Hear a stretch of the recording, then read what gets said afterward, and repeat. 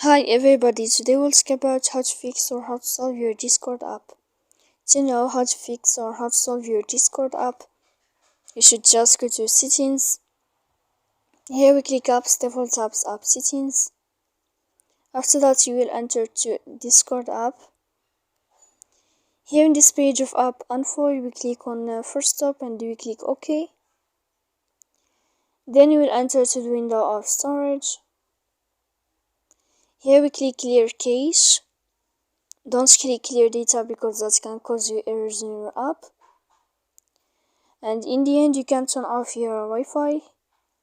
You can wait a moment and you can turn on your Wi-Fi again. So please don't forget to support us by like and subscribe. See you next time in another video. And thank you for your attention and your watching.